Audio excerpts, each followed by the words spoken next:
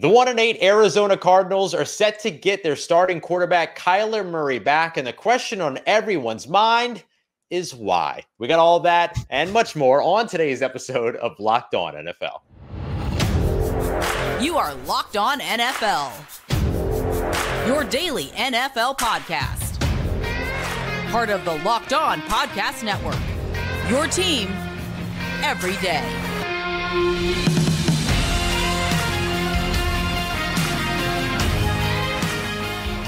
What's going on, football fans, and welcome in to another episode of Locked On NFL, your daily podcast breaking down all the biggest stories from around the National Football League, part of the Locked On Podcast Network, your team every day. Thank you, as always, to all you everydayers out there making Locked On NFL your first listen of the day every day. Don't forget you can subscribe and follow always for free on YouTube or wherever you get your podcasts so you never miss the latest episodes. And it is Tuesday, so you've got Luke Braun at Luke Braun NFL on your favorite social media, myself, Ross Jackson, at Ross Jackson Nola, both your NFL experts here on the Locked On Podcast Network. We appreciate you very much for being here with us. Today's episode of Locked On NFL is brought to you by our friends at FanDuel. Make every moment more, and you can do so right now because new customers get $150 in bonus bets with any winning $5 money line bet. That's $150 in bonus bets if your team wins. Visit FanDuel.com/LockedOn today to get started. On today's episode of Locked On NFL, Luke and I are going to be taking you through our yike and our like, starting with a big question. Are the Houston Texans real? Like really real? We're going to be taking a look at more quarterback news from around the league, starting off as well with the biggest quarterback news around the NFL. And that kind of leads us to Kyler Murray and the Arizona Cardinals. Luke, the Arizona Cardinals are expecting to get, barring any setbacks, Kyler Murray back as their starting quarterback. But one must ask, at 1-8, why? Why do this? We are taking the franchise and putting him in harm's way for no reason. You're in line for a number one overall selection to potentially help Kyler Murray next year. Are they going with Kyler Murray next year? Because if not, this is the showcase showdown, right? Like that must be what it is. That's what I'm feeling. I mean, look, they're not. I bet if you ask people inside Arizona, they go, "What do you mean? We're just going to try to run the table, go 9-8, sneak into the playoffs." That's right. That's where we're at right now. We need Kyler Murray to do that. Like that's the mentality. Until you're like mathematically eliminated, the mentality has to be that. And if you don't buy into that, you're doomed. Like the second you go, I don't know, maybe are we really good enough to make the playoff? Like the second you start questioning it, you're cooked. You might as well go home. So sure, I get it. Like being in the NFL requires you to just totally detach yourself from that part of reality. So I kind of get it. You just have to look at a 1-8 team and be like, yeah, no, we can do this. That's like, you just have to believe it. So, okay, sure. Bring them back. I mean, of course they're going to get better. It's better than what they saw this week with Clayton Tune. We can all just forget about that. Hopefully. You know what I think, you know what I really love about it, honestly, and you know, we can have like the sarcastic stuff and have fun with it and stuff like that. But like the thing that I actually really love about this is Kyler Murray himself. All of the question marks about like how dedicated he is to the NFL. Should he have gone to the MLB? Was he thinking about going to the MLB? The love of video games over, you know, oh, he likes the video games more, he likes the NFL, all this other stuff. And here he comes coming off of injury, ready to start for a team that is 1-8. Coming in and saying, nope, I'm your starter. Like, I actually appreciate I'm just going to go grind for this. Yeah. Yeah. Like I love that from Kyler Murray's perspective, considering all of the narratives that have been around him and the lack of dedication or whatever, work right? ethic Not or whatever. Yeah. Not studying tape. They put that clause in his contract, all that crap. And now here he is saying, yeah, I'll come out here and start for this 1-8 dumpster fire of a team. You dang right I'll do it with a brand new coach and, you know, all these other things. I love this part of it, that aspect of it for Kyler Murray. As you look at this opportunity for him to come out and start. Yeah, I guess if I'm a Cardinals fan, what am I looking for? Like, that's the question. I think that's why it's so, like, it feels so nihilistic. It's like, do you want him to win a bunch? Do you want him to, like, for me, I'm never going to be like, I want him to lose for draft position. I think that's overrated. That's just a personal philosophy. And a lot of people disagree with me. Sure, whatever. But I don't know. Like, am I looking for Kyler Murray to like play really well, or are you looking for Kyler Murray to just play well enough to be trade bait for someone so that we can go draft Caleb Williams with our number 1 overall pick? Is that what we're doing? I don't know. Like, I know Alex Clancy at Locked On Cardinals very much believes that the Cardinals organization has failed Kyler Murray and not the other way around. Yep. So are you looking for Kyler Murray to step in and say, no, let's like win 6 of these last 8? And yeah, we're not going to make the playoffs. And yeah, that's going to torch our draft position. But then at least we'll know we got something here. Yeah. And yeah, you're not going to be in QB position. But if you win 6 of the last 8 with Kyler Murray, you're kind of ready to keep going with Kyler Murray. Maybe that's what you want from Arizona. Yeah, and you're in good position after that to build around Kyler Murray so that maybe the organization can stop failing Kyler Murray, right? Like to an extent, this is Kyler Murray competing with the number 1 overall pick in a way, right? So where if he goes out there and he can play them out of that position, then he will deserve to still be the quarterback as opposed to who that first overall pick can be. And then walk out of it at, let's say, like 6 and 11, 7 and 10, whatever, and still be in the probably top half of the draft, in an opportunity for you to be able to go out there and grab another, a new number 1 receiver for the young guy, or help the offense. They're still good players at 12. Like, that's fine. 100%. And so I think that that's maybe the mentality for a Kyler Murray in this one. And I think that there's a little bit of a hush opportunity for him too, right? To shut up all of the critics, to hush all of the haters or whatever, and get them to a point where it's like, yeah, okay, well, then then there was that time that Kyler Murray came back from injury 9 games into a season with a 1-win team, and then led them to 6 more wins before the season was over. Like, that's pretty good. Yeah, like talking it out. There are kind of some stakes here for the Cardinals where it's like, yeah, it's not about playoff position or draft position or anything like that. It's about proving that they don't need to go enter the QB market, because the nightmare scenario for the Cardinals is that you win 2 more games from here on out. You draft 2nd overall, and then the guy busts. And you traded away Kyler Murray, and then the guy sucks. And now you're like all the way back in QB hell, where you're looking at like, well, what's Mitch Trubisky up to? Can we do a bridge quarterback while we draft the next guy? You're doing that, right? You don't want to be that team that's going, wait, we don't like our quarterback. What do we do? You don't want to be there. And there is a world where Arizona navigates their way into just not having anybody in 2-3 years if they draft the wrong guy. That's always the risk when you're going, but what about draft position in the number 1 overall pick? All right, but what if that dude sucks? Like, there's a chance, right? What if Caleb Williams just doesn't translate to the NFL?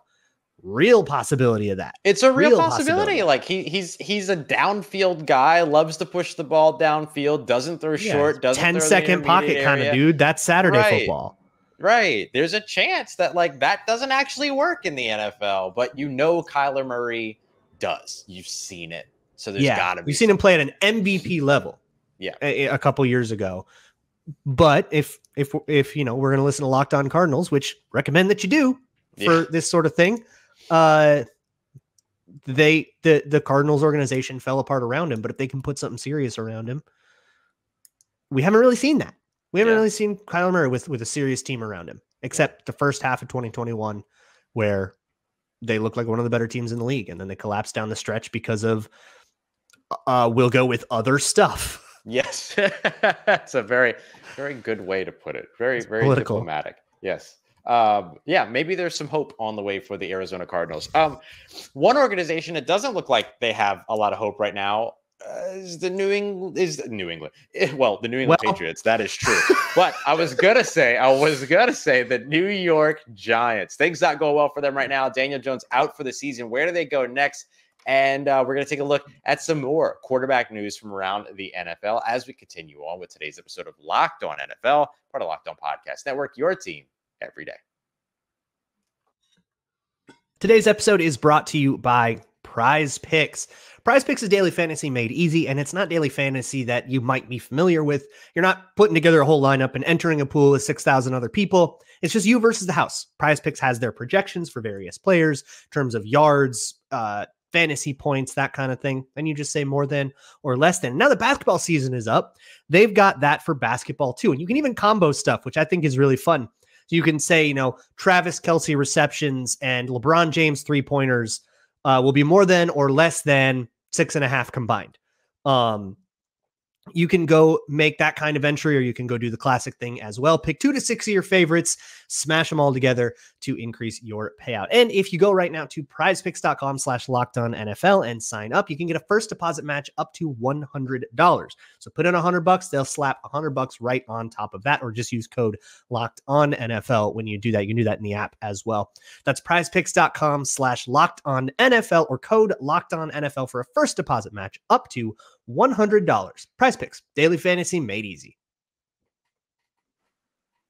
All right, everybody, continuing on with today's episode of Locked On NFL. Appreciate all you everydayers out there making Locked On NFL your first listen of the day every day. Hey, don't forget, across every one of our Locked On NFL YouTube pages, we do our live NFL kickoff show here on Locked On. Recap Thursday Night Football, get you ready for the weekend, an exhilarating Thursday Night Football matchup this week. The Bears and the Panthers. Can't wait for that one. Barn burner. Speaking of things that I'm going to need Prize Picks to get through. Should be just as fun as the Chargers beating the Giants or the Jets. Congratulations. Which is that was the game for Monday night. Was not that great. That's a New York team sure did play a game of football. So you can check out Locked On NFL kickoff live 2 p.m. Eastern time across your favorite local NFL show here on the Locked On Podcast Network. So quarterback news across the NFL has been wild so far this season, and that did not change coming out of week 9. Let's start off with one of those New York teams, the New York Giants, with Daniel Jones out for the season with an ACL injury. Tyrod Taylor already on injured reserve for the time being, means that they're going to turn to their rookie quarterback out of Rutgers moving forward. Is there anything that can go right for the New York Giants this season? It feels like they're going to have some big questions to answer this offseason. Do they? They can't. They're not going to bail on Daniel Jones. They just signed him to a big extension. They made a commitment. They got to stick with it. Yeah, I think you got to stick with him, but I'm wondering what the conversation is around Brian Daboll right now. I'm wondering what the conversation is around Mike Kafka, their offensive coordinator right now. Like, that is not a well-coached team, let alone the health. It's not a well-coached team right now, and I think there are going to be some big conversations there. But here's the thing. We talk about Arizona potentially playing themselves out of the number 1 overall pick now that they've got Kyler Murray, and why that could be a good thing. Right now, the New York Giants are set to pick top 5. They might not need to move off of the Daniel Jones contract right now, but they have an out after the second year. Do you draft a quarterback in 2024 to be behind Daniel Jones and then get out of that Daniel Jones contract after the second year and move to your rookie or your second year quarterback? Like a lot of people will say, yeah, take that quarterback opportunity when you can. The Cardinals took Kyler Murray when they had Josh Rosen and all that. But that doesn't happen a lot. Like, if I'm a Giants fan, if you're a Giants fan, don't get your hopes up for that. That's a pretty unorthodox move. Ultimately, and I think this was a mistake. I think we said it was a mistake when it happened. Yep. The Giants looked at Daniel Jones and Saquon Barkley and Brian Daboll and said, that can be an offense that wins a Super Bowl. We're buying it. And I don't think that after it goes belly up for one season, you can say you can give up on that. You made a commitment, right? You looked at that formula and said, long-term, this can contend, right? Mm-hmm. And it's a little bit of a prisoner of the moment thing where you look at that and say, well, it's over. I would have never done that in the first place, but you're in it now, man. You got to give that the time and space it needs to breathe. Yeah. Even if things were going well, QB tears his ACL. Nobody's doing anything about that. Yeah, no. There's nothing you can do for that, but wait until the next year. But they did give themselves an out after 2024 in their contract. Now that out still comes with $22 million of dead cap, but probably by then that doesn't matter. Yeah, that won't even feel that bad. TV deal, all this other stuff, that's not even gonna feel. You're not even gonna feel that at that point. But they gave themselves the out. So I mean, I don't think there's anything wrong with starting to look at the alternatives, or at least starting to get the alternative in line. I mean, look, you're always going to, you got a college scouting department. They'll be doing their jobs. Yeah. And I think then if we're going to say that, if we're going to say, we're going to bail on this after 2 years, right? Well, after 2 years, right? So Giants fans, you still got one more to deal with. One more year. You're not doing a lot about that. Right. But if you're going to do that, then you look at this year and next year's quarterbacks and you pick your favorite. Yeah. And then you line yourself up to get that guy. And if that means that, your favorite guy is Bo Nix, okay, take Bo Nix. If he's your favorite guy in the next 2 years and you think that dude's the truth, go get him, or whoever. Penix, I don't care. Caleb Williams, maybe you'll be in line to draft him. Yeah, well, it's going to be very interesting to see. And of course, Patricia Traynor over at Locked On Giants is going to be going through. But I'm excited to see the Giants offseason. I want to see how they handle this. It could be very, very, very interesting, very, very, very, very quickly.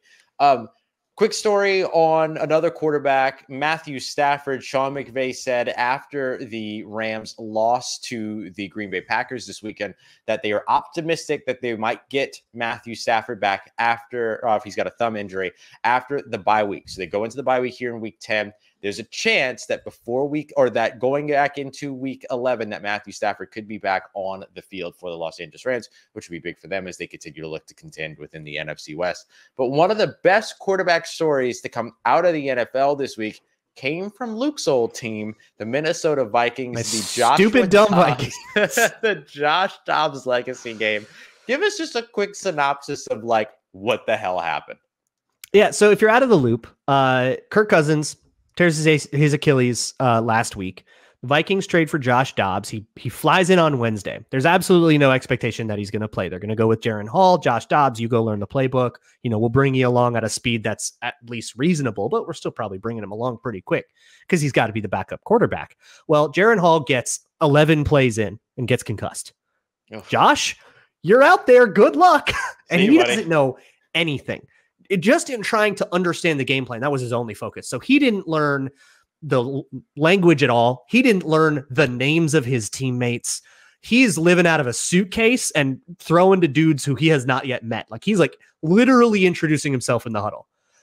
So to put this all together, Kevin O'Connell is essentially giving him the play call. Says, this is the play call. Just repeat these words to the huddle because they'll all know what it means. So he repeats those words to the huddle.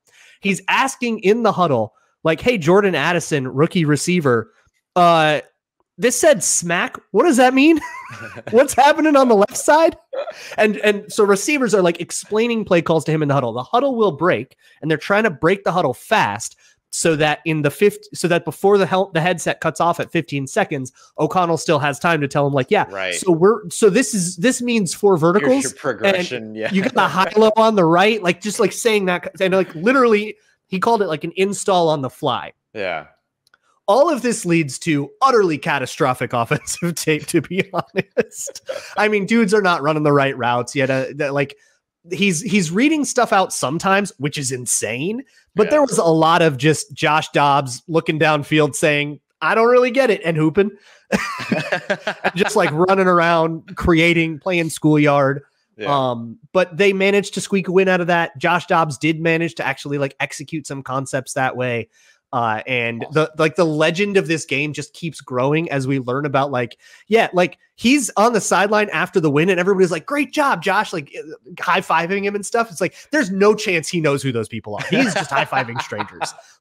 It's unbelievable. He literally didn't know. The offensive line was going over, he was literally practicing snaps with Garrett Bradbury before he had to go in, and the whole O-line is standing around him so they can hear his snap cadence for the first time. Yep. Our friends over at KARE in Minneapolis had the video of that over on the sideline. It's nuts. Yeah. It's wild. It is bananas. Yeah. Absolutely insane. Yeah. And so now with Jaren Hall being concussed or dealing with the concussion, very unlikely that he plays this week against the Saints. So that's what it sounds like. Yeah. So Josh Dobbs in line to at least get the first team reps throughout the week. Very likely to start against the New Orleans Saints. And then he'll have a chance to kind of take the job that I think right now, Jaren Hall has the starting job. But hey, if Josh Dobbs balls out, we got to have that conversation. Yeah. So it's going to be a very fun weekend to watch in Minneapolis. I'll be there to see it up close and personal. All right. We'll see how it goes. But what a cool story. And speaking of cool stories, the Houston Texans, CJ Stroud, kind of a cool story. And Luke's got some thoughts on it. We're going to get into that as we get to our Yike and our Like to close out today's show here on Locked On NFL, part of Locked On Podcast Network, your team every day.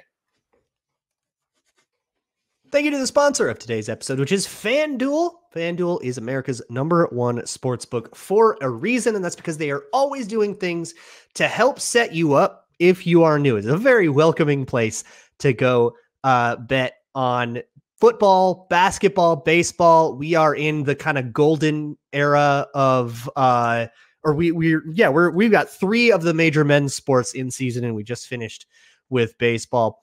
You can find spreads, player props, over-unders, all kinds of stuff on FanDuel. And right now, if you are new, you can get $150 in bonus bets. All you got to do is win any $5 moneyline bet. So you can go bet on the biggest favorite of the week, moneyline bet. Put $5 on it. If you win, you get 150 back. So in bonus bets, you can think of it as almost like a 30-1 on the heaviest favorite of the week. So go sign up at FanDuel.com/lockedon to claim that. That's FanDuel.com/lockedon for $150 in bonus bets with any winning $5 money line bet. Once again, that is FanDuel.com/lockedon, official partner of the NFL. All right, everybody, wrapping up today's episode of Locked On NFL, as we do every Tuesday with our Yike and our Like on the week. Luke, let's start off with some positivity here. The like, what you liking about these Houston Texans right now? Man, Texans fans need this. Boy, are they just owed by the universe some joy. The Texans, CJ Stroud, against a really tight Buccaneers defense. That is no slouch of a unit. Yep. Tossing 5 touchdowns, including a heroic game winner. It really feels like a coming out party for a rookie quarterback in Houston. And considering how set up it felt just a few years ago with Deshaun Watson before everything went down. Yep. For Texans fans who didn't ask for any of that, right? They didn't want to ask to reconcile with all of that drama, all of the off-field stuff, all the Jack Easterby stuff, not to mention the allegations. I forgot about all that. Texans fans didn't ask for any of that, right? Yeah. They're just football fans in Houston. So to get somebody like CJ Stroud, who not only lights up the Buccaneers, gets the Texans a win. They're at 4-4. They're only 2 games back from Jacksonville in the AFC South and actually able to make a push there. Then he gets up on the podium, talks about prison reform. I love this kid. Yeah. I'm set on CJ Stroud for life. Go Texans. CJ Stroud, I'm proud to say, was my QB1 going into this season, not Bryce Young. No shade at Bryce Young. No, I think Bryce Young can be a good quarterback too, but CJ Stroud was so clearly, to me, the guy. It's such a good pairing with a guy like D'Amico Ryans as well. Like, it's awesome. It's really, really good. And the fact of the matter is that, like, the Texans are real, man. And like, maybe they might not maybe that reality might not fully set in this year. We'll see how the rest of this season goes. There's a lot of games left in this year between them and the Jags and the Colts to see how all of it ends up shaking out. But goodness gracious, is he the right guy for that job long term? There's no doubt to me. And now it feels like there's something to build around in Houston. Yep. You know, it felt so long like Houston was just this place that like 1-year deal veterans went to die. Right. And now it's like, no, you go to Houston because you're there for CJ Stroud and you're going to go catch passes from him, or you're going to go be on a defense and, you know, get him the ball. Like, I love that it feels like Houston can have an identity again. And that identity is CJ Stroud. It rocks. Yep. I love it. And then you got Bobby Slowick over there introducing the wide zone man run type situations that they do with some of the man run that's mixed in. I love what Houston's doing. All right, my like for this week goes to Las Vegas. I just love that Las Vegas fires coaches and then wins games. This is just who they are. This is what they do. The Raiders, they get a coach interim that they're kings. Super excited about. They fire him, they appoint an interim, and then that interim goes out there and beats the other team. Now, I know they beat the Giants, but just the audacity to beat Tommy DeVito and the Giants. Yes, Tommy DeVito. And then walk into the locker room and light up stogies. I'm all about it. I love it. I love it. We love a vibe.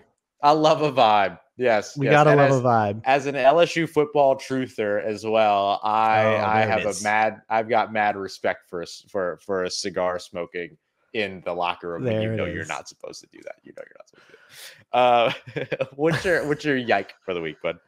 My yike, we've already talked about it a little bit. Bleak moment for the Arizona Cardinals. Yeah. Talking it out, I've softened a little bit just talking it out in that first segment, but like, man, to trade away Josh Dobbs and feel like we're sellers at the deadline. We're good on this season, right? That's basically what that says to all of your players is we're good on this season. And then you go get blanked by the Cleveland Browns. Ugh. It just feels so bad to go get blanked, like shut out, it's one thing to just lose every game 27-13 and feel like, whatever, we're kind of just sleepwalking through this season. Everybody's done with it. But man, to not even get on the board is such a bleak thing. This horrific performance from Clayton Tune. It's one thing to look in the abstract and say, well, we'll get our draft picks and we'll set up for next year. It's another thing to have to endure it. It's hard to go through 60 minutes and not score. That sucks. Yike. There are bad teams in the league. Getting blanked is different. Yeah. One of, I believe, 6 rookie quarterbacks starting this week over there, Clayton Tune, and it didn't work out for him. Didn't work out for most of them. Technically, it worked out for Jaron Reed. Technically, started the game. They won the game. Therefore, he gets the QB win. And then, of course, CJ Stroud, who we just highlighted. And maybe that's another reason for the Kyler Murray thing, by the way, is it's another way to show hey, traded away Joshua Dobbs, said that we're good on the season. And then Kyler Murray comes back and it's hey, but we're not giving up on the rest of the roster. I don't know. There's a ham sandwich thing to it. This is what I say. You put a ham sandwich on the line, NFL players are going to play that game like it's a Super Bowl. It's just who they are. You don't get here without having that mentality. So 100%. If you're preparing for the Cardinals, don't expect them to roll over. Yeah. My yike goes to my stupid dumb Dolphins. Biracial King Mike Ross McDaniel, Jackson, Dolphins fan. Yeah, I came into this season so hyped about the Dolphins, ready to go. Love Mike McDaniel, love what these guys were doing, all that. Let me run this down for you. So far, the Miami Dolphins have beat the 4-4 Chargers, the 2-7 Patriots twice, the 3-5 Broncos, the 2-7 Giants, and the 1-7 Panthers. They have lost to the 5-4 Bills, 8-1 Eagles, 7-2 Chiefs. The formula is simple. The Dolphins right now can't beat winning teams. And that sucks because that team is so good, but they might just be good because they played bad teams to start the season. Are you doing this? Who do they have left that's a winning team? The Cowboys, Ravens, Bills. Oh my God, that's how they end the season. Yeah. This might not be important for a while. They got the Raiders, Jets, Commanders, Titans, Jets. That's their next 5. You know what it means? I'm gonna the next 5 games, I'm gonna be really, really happy about the Dolphins. And then they're gonna end up at the end of the season going up against the Cowboys, the Ravens, and the Bills. And then they're gonna lose their way into the playoffs. And I'm gonna be like, no. This isn't how I wanted to see this go down. So I'd like to see the fortune change there. I'd like to see them beat one of those 3 teams at the end. But right now, I'm a little bit worried about the Dolphins. And their ability you got to beat winning teams. Playoffs. You got to beat the real teams in the playoffs, right? So having those 3 kind of going into it, that'll be good. Test your mettle, right? Go prove that you can do it. And then you can buy in a little bit once you get into the real dance. Yeah. And I've seen teams before go in, lose the last 3 games right before the playoffs, and then go in and dominate in the playoffs. It happens. Yeah. But, it's going to help their home field advantage in the playoffs too. Sometimes it's maybe you didn't earn it, but you get to play at home. Yep. Even if you beat a bunch of easy teams. No cupcakes in the NFL. I'm all right with it. Go Dolphins. Go Dolphins. Thank you. You made me feel better about it. Yes, less yike, but still a little yike for me because I want to see them doing better. Oh my goodness. All right, y'all. We appreciate you very much for being here for another episode of Locked On NFL and for being here, of course, across the Locked On Podcast Network. We really, really appreciate it. Tomorrow, we're going to have Chris and James getting you ready with the biggest question, power rankings, all that good stuff. And of course, Luke and I will see you again in a week on Tuesday. For Luke, at Luke Braun NFL on Twitter. I am Ross Jackson, at Ross Jackson Nola on your favorite social media. We will see you here again next week here on the Locked On Podcast Network, your team every day.